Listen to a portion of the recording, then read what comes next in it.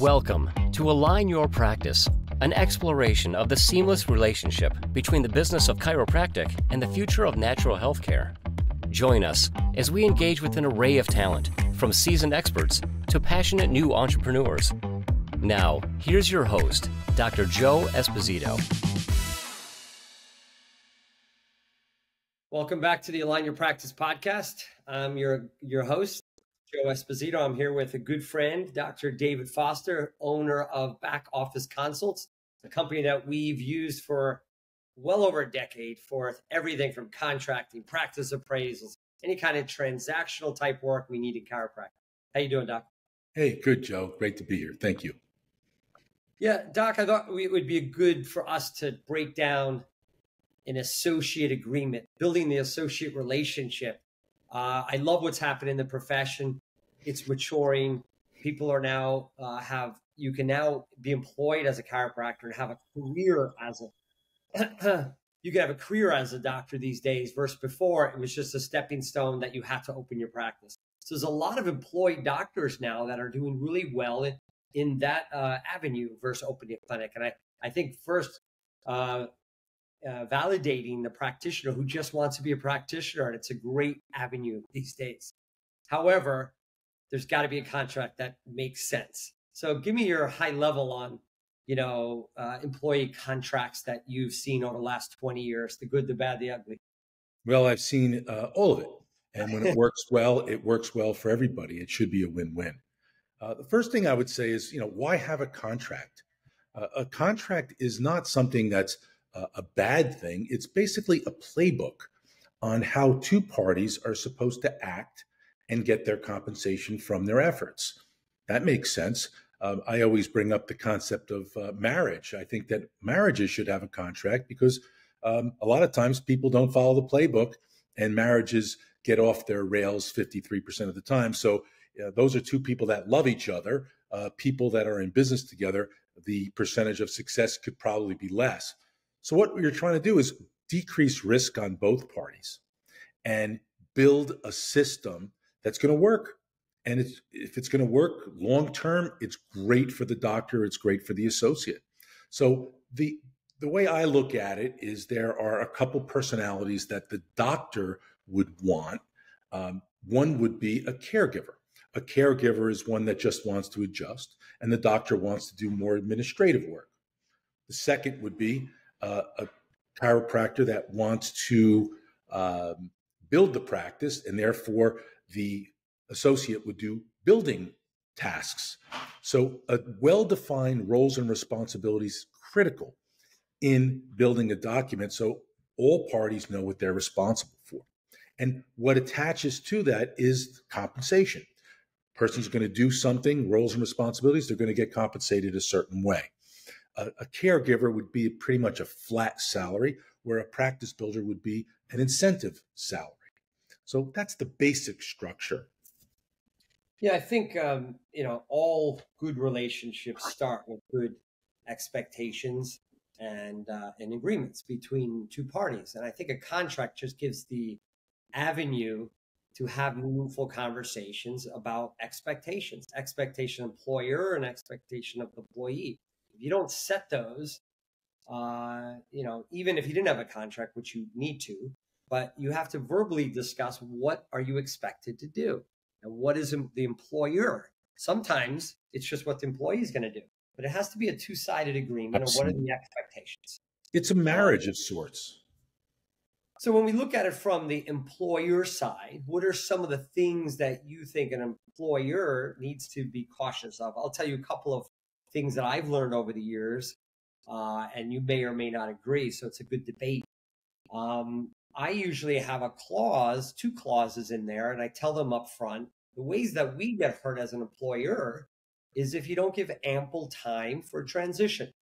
If you want to end the agreement, I'm okay with even ending the agreement, but work with me to bring another doctor in, give time so that we can transition. It's not filling a role like a Walmart cashier. It's filling a practitioner that has to take care of people. So we need a little bit of time. So as an employer side, I have a clause that has a penalty if you don't give X number of months of time and to enable me to transition. I'm more stronger on that than the term, because if they're not happy as the doc, I'm okay, just help the transition. So it just creates this respectful thing. The other is if they do leave early, I have a penalty. They have to pay a fee, because what the employee doesn't realize a lot of time is the amount of training in the first 6 months is Onboarding period. massive.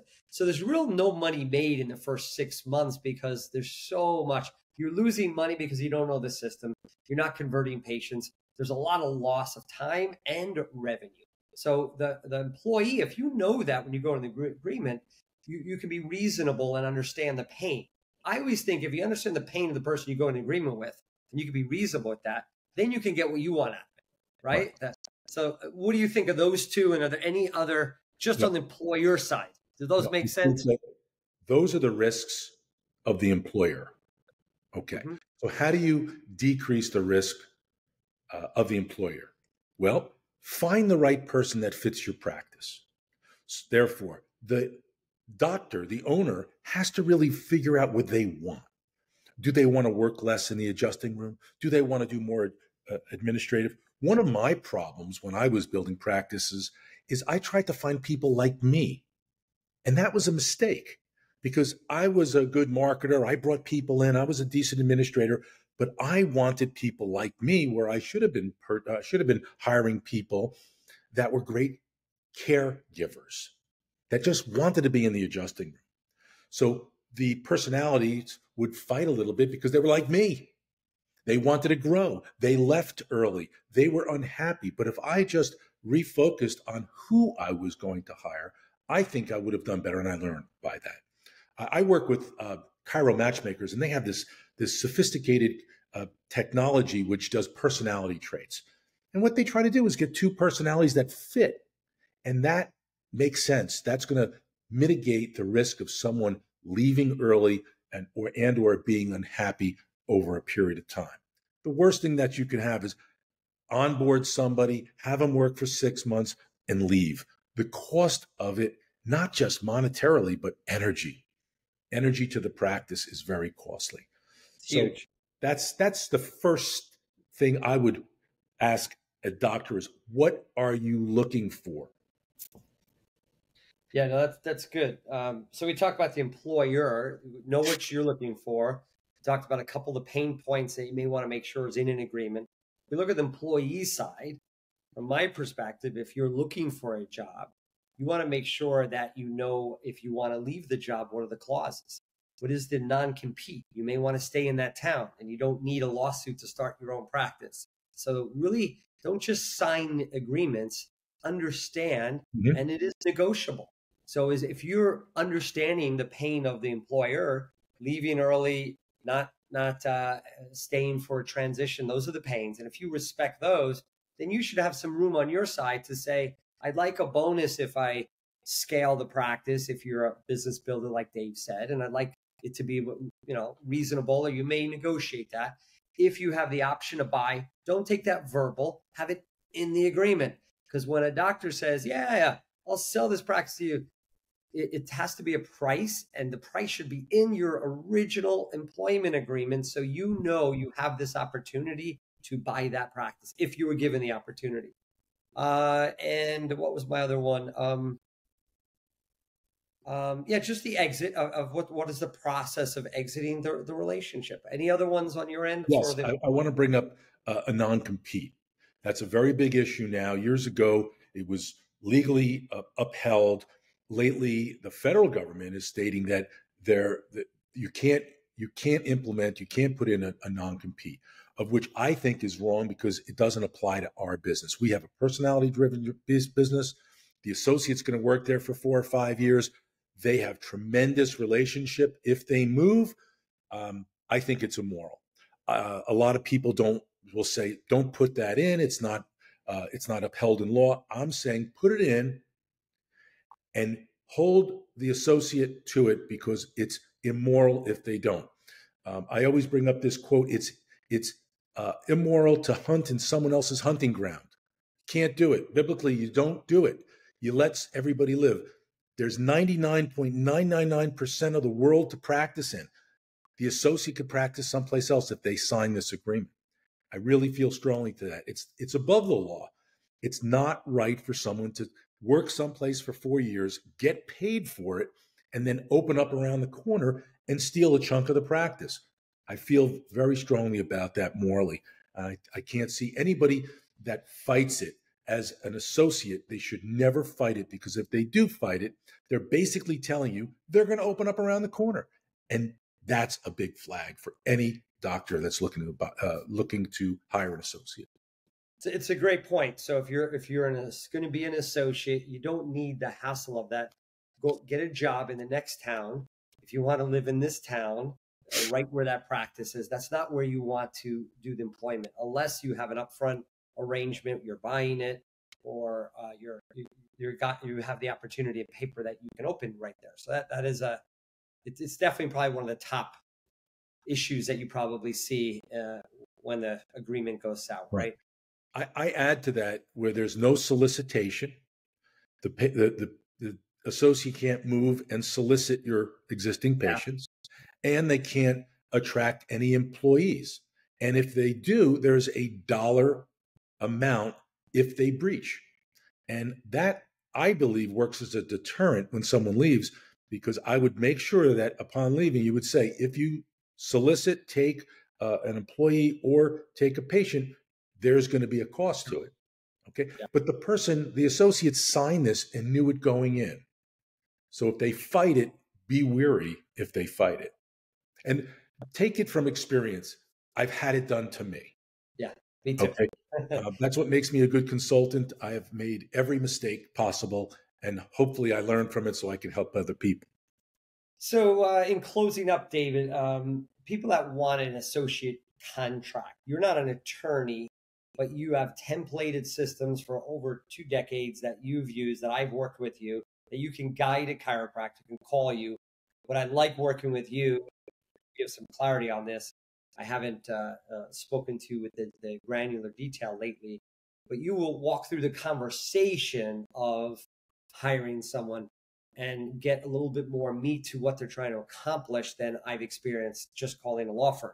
So I think that's a real value add. If you've never hired an associate, if you need a little guidance, David kind of walks through some of the discussion points like we're having right now, but based on your particular situation. So, so what's your recommendation, David? They could use the agreement. Do they get an attorney? Like, how do they? Listen, an attorney is going to give you a legal contract. They're not going to know the nuances of chiropractic. They don't understand the personality of a chiropractor, which is different than a business person. What I do is I educate.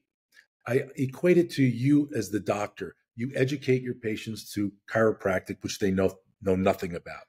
I educate the chiropractor to the documents, which they know nothing about. And basically, it's all common sense once you understand it, just like chiropractic. Yeah. Okay. So what I do is I work with both the associate and the doctor, educating them both. They make the deal. I guide them. I make sure they're both protected, and we move on. It's not rocket science, but it should be done absolutely prior to the first day of employment. And what's good about that, it's different. If you go to an attorney, they're not sitting down with you and the employee. You're actually you're helping them verbally set the expectations and agree. And then all you're doing is documenting the conversation that they both agree. So I think the agreement's stronger. It's more respected when they do through your process, because there's a verbal component that builds the framework and the architecture of it, which I really think is a great. Listen, Joe, you and I have done a lot of negotiation over the years. It's all about education and risk. Okay. If someone is fearful, they're going to feel an adversarial relationship. I try to decrease the adversarial relationship and build a relationship on truths and honesty. Awesome. Well, great discussion. I think next time we'll talk about breakdown like a buy-sell agreement, how to buy-sell. But what we want to do, Docs, is give you the opportunity to hear from David about all the different types of contracts that you could use in your practice. So stay tuned for the next one. Thanks again, David. Hey, thank you, Joe. This episode was brought to you by Align Life Chiropractic and Natural Health Centers. If you're interested in creating your dream practice or want to know more about Align Life, go to alignlifepodcast.com.